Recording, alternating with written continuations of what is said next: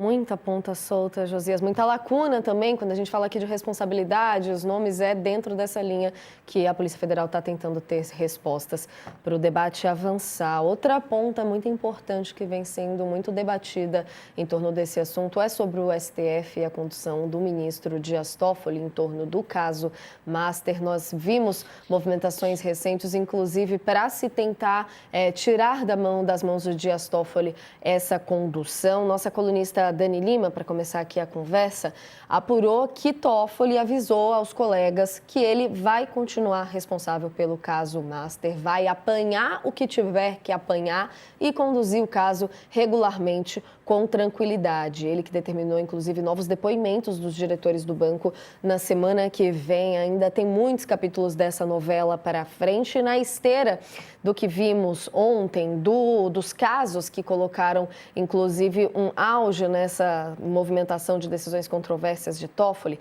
vimos o presidente do STF, o ministro Edson Fachin, divulgando uma nota para defender a atuação da Corte e do ministro Dias Toffoli. No texto, ele diz que cabe ao Supremo atuar na irregular supervisão judicial, como vem sendo feito pelo ministro relator, aqui nas palavras dele. Fachin também criticou os ataques à Suprema Corte pelas decisões envolvendo o Master, dizendo, abre aspas, a Corte Constitucional brasileira se pauta pela guarda da Constituição, pelo devido processo legal, pelo contraditório e pela ampla defesa, cumprindo respeitar os campos de atribuição do Ministério Público e da Polícia Federal, porém atuando na regular supervisão judicial, como vem sendo feito no âmbito dessa Suprema Corte pelo ministro Dias Toffoli, sempre trazendo essa retomada de defesa Toffoli e da instituição como um todo, ressaltando que eventuais vícios ou irregularidades alegados vão ser examinados nos termos do regimento e do processo, que questões serão apreciadas pelo colegiado com a seriedade que merecem. Com uma série de recados aqui, né, Josias,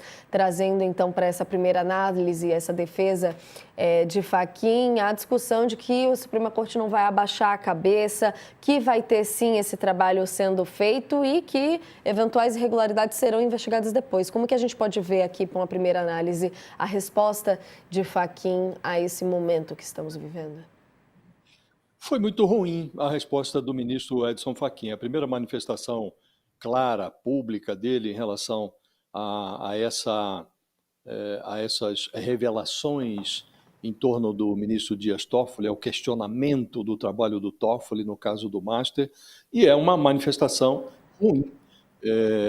Transformar a crítica a magistrados em ameaças ao Supremo é um velho hábito dessa corporação das togas, né?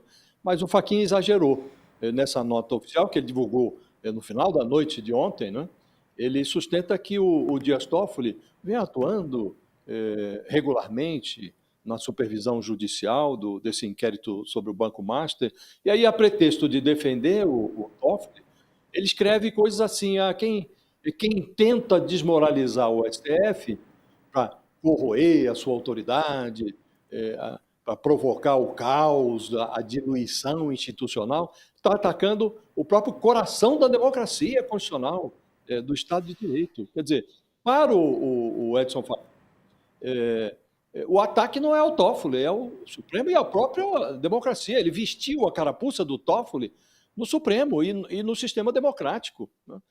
E, a certa altura, ele reconhece, numa concessão muito interessante, reconhece que é lícito, é constitucional, é direito de todos a crítica, mas ele enxerga o trabalho jornalístico como uma atividade brutal. Ele anotou, a certa altura, no texto dele, que o primitivismo da pancada, quando é endereçado a ministro do Supremo, erra de endereço. E alega que o tribunal fez muito pela democracia, que vai fazer muito mais. De fato, há muito a ser feito, né? E o caso do Master deu à luz aí várias esquisitices, entre elas uma espécie de nepotismo processual. O Toffoli não se constrange com a revelação dos negócios de 2 dos seus irmãos com um dos alvos da investigação. O Alexandre de Moraes não se atormenta com a descoberta de que o banco falido do Daniel Vorcaro pagava 3,6 milhões de reais por mês à mulher dele, a advogada Viviane Barsi. Então, é verdade que a penúltima tentativa de golpe no Brasil mostrou que a democracia precisa de um judiciário forte. Agora, hoje, defender o Supremo é defendê-lo dessa tática de confundir joio com trigo, ministro com a instituição. Quer dizer, essa nota do Fachin tem 582 palavras. Eu fui contar, 582 palavras. E a expressão código de conduta não aparece nenhuma vez. Não aparece uma mísera vez nas 3 páginas em que foram esparramadas essas palavras todas no documento do Edson Fachin. Então, é um documento muito ruim. Como disse, ele vestiu a carapuça do Toffoli no Supremo e no próprio sistema democrático. Não foi uma boa manifestação, não, Natália. E para a gente falar até um pouco desse estopim do caso Toffoli, né? Josias já fez referência, inclusive, a uma revelação que veio da imprensa de que fundos ligados ao Master chegaram a comprar a parte de irmãos do ministro Dias Toffoli em um resort no Paraná. Isso está sendo colocado muito em alta no momento entre a série de decisões controversas do Dias Toffoli, Josias. E aí queria te ouvir também especificamente sobre essa repercussão que a Dani trouxe das falas do ministro em relação a isso tudo, dizendo justamente que vai apanhar o que tiver que apanhar nesse caso, mas que não vai abrir mão no caso do caso. Aos críticos dentro do próprio STF, ele fez questão de lembrar que a corte inteira tem na memória episódios como um dos que está sendo citado no caso dele também, que é de carona em aeronave ligados a grandes empresários e que a situação dele passa longe de ser inédita ou única. Como que a gente pode ver essa reação dele aqui também? A precariedade associada ao Dias Toffoli, ela vem sendo exposta no noticiário em ritmo de conta-gotas, né? E as revelações, à medida que vão saindo, elas constrangem, ou deveriam constranger o Supremo, causam certa inquietude à Polícia Federal e estão animando já um pedido de CPI no Congresso. E o Toffoli vinha sendo pressionado a devolver o caso à primeira instância do Judiciário, de onde, aliás, não deveria ter saído. Era ali, na primeira instância, onde o escândalo do Master estava tramitando antes de ser içado para o Supremo Tribunal Federal. E o Toffoli resiste, de fato, a essa ideia. E a teimosia dele é um desafio ao interesse público, à lógica e a qualquer tipo de esforço para implementar no Supremo alguma coisa parecida com um código de conduta, um código de ética que seja capaz de devolver ali as ações do tribunal aos trilhos. O Toffoli está crivado de críticas pelas decisões esdrúxulas que ele vem tomando nesse inquérito, né? E ele não se dá por achado. Ele age como se como se considerasse não ter feito nada de errado na condução desse caso. O problema é que nada vai se tornando uma expressão que ultrapassa tudo, à medida que vão se acumulando no noticiário essas revelações que tornam a conduta supostamente irrepreensível do Toffoli em matéria-prima para a investigação, né? Então, tem um personagem, um pastor, empresário, Fabiano Zertel, que é cunhado do Daniel Vorcaro. Ele foi alvo de uma batida de busca e apreensão na semana passada. Esse personagem, com um fundo vinculado ao Master, comprou parte de um resort luxuoso que pertencia a 2 irmãos do Toffoli. E se tornou sócio do empreendimento, o cunhado do Vorcaro. E descobriu-se depois que o ministro Toffoli é um assíduo frequentador desse resort que fica ali no interior do Paraná. Depois esse negócio foi comprado por um advogado, Paulo Humberto Costa, que atua como advogado da JIF, Grupo da Família Batista, que também foi beneficiária de decisões do Toffoli. E o ministro continuou frequentando o resort, alheio a toda essa movimentação. E como se fosse pouco, a sede da empresa dos irmãos do Toffoli, que detinham ali a propriedade do resort, está registrada numa casa humilde até, situada ali em Marília, no interior de São Paulo, e mora lá a família do irmão do ministro, um dos irmãos do ministro, o José Eugênio Dias Toffoli. E o Estadão esteve lá, ouviu a mulher do Zé Eugênio, a Cássia Pires Toffoli, que é cunhada do ministro, do Dias Toffoli, e ela negou que o marido tenha sido sócio do resort, disse que na casa dela não tem empresa nenhuma, não funciona empresa nenhuma lá. Repórteres que visitaram o resort ouviram dos funcionários a declarações que consideram o próprio Toffoli como dono do resort, tamanha é sem cerimônia com que ele transita pelo empreendimento. Tudo isso está sendo exposto pelo noticiário, né? Então, realmente, o Toffoli deveria considerar a hipótese de abandonar este caso. Não dá mais. Deu para ele, né? E, à medida que ele continua como relator desse caso, que foi para o Supremo de forma muito precária, não tem ainda uma vinculação clara com nenhum detentor de foro privilegiado, não se justifica a manutenção desse inquérito no Supremo, e se ele retém o inquérito na sua mesa e toma decisões esdrúxulas, como ele vem tomando, ele aumenta o próprio desgaste e, pior, ele compromete a imagem do Supremo, que já não está lá essas coisas, né? Então, deveria considerar a hipótese de sair. Agora, com a nota que deu o Fachin ontem, aparentemente, os ministros do Supremo, o Fachin diz a certa altura, o colegiado vai eventualmente corrigir, se houver falhas, o colegiado pode corrigir depois que voltar do recesso. Agora, a melhor hora para corrigir essas falhas era lá atrás, quando o Toffoli puxou esse processo para o Supremo. Ali o Supremo já deveria ter dito, olha, qual é a razão? Não tem razão nenhuma. A decisão já deveria ter sido revista. E o segundo melhor momento para rever a presença do Toffoli nesse inquérito é imediatamente, é ontem, é anteontem, e não depois do recesso, né? Mas vamos nós convivendo com essa idiosincrasia de um ministro que, a despeito de não reunir mais condições de conduzir um inquérito, se julga irrepreensível, se julga acima das críticas e não se dá por achado. A gente vê as críticas vindo de todos os lados. Para a gente repercutir aqui especificamente a que veio do Congresso também, a gente teve um pedido de deputados da oposição que querem o afastamento de Dias Toffoli do caso da relatoria das investigações do caso Master. Ontem, o Procurador-Geral da República, Paulo Gonet, decidiu arquivar esse pedido que tinha sido feito com base em uma viagem do ministro para Lima, no Peru, em novembro do ano passado, que repercutiu bastante por ele estar em um voo particular com um advogado defensor do diretor do Banco Master. Então, os deputados colocaram esse ponto como argumento para a tentativa de afastar Dias Toffoli da investigação, mas o procurador disse que não há providências a serem adotadas, porque esse tema, essa discussão em torno do avião já está sob análise do próprio Supremo, com um acompanhamento regular da PGR.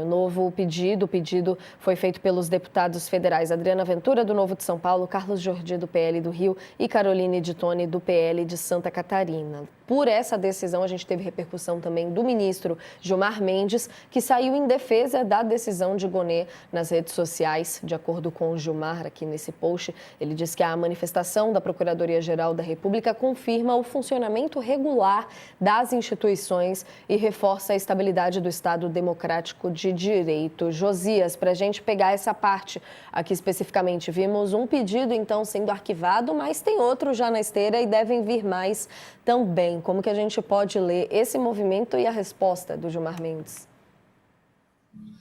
O Gilmar Mendes e outros ministros do Supremo, entre eles o próprio Dias Toffoli, apontavam como, corretamente, diga-se, como um vício da Operação Lava Jato, o fato de o então juiz Sérgio Moro ter se imiscuído no trabalho da Procuradoria, indicando providências que deveriam ser adotadas pelo Ministério Público, pela própria Polícia Federal, na Operação Lava Jato. Mal comparando, o Dias Toffoli está fazendo exatamente a mesma coisa no caso do Banco Master. Ele está interferindo no trabalho dos investigadores. Primeiro, é muito frágil a motivação que levou este caso a transferiu o caso da primeira instância do Judiciário para o Supremo. Muito frágil, muito frágil. A Polícia Federal confiscou, numa batida de busca e apreensão, um contrato imobiliário que menciona o nome de um deputado federal, João Carlos Bacelar, que é do PL da Bahia. Mas é uma transação que seria firmada ali com um fundo vinculado ao Master, mas não foi formalizada essa operação.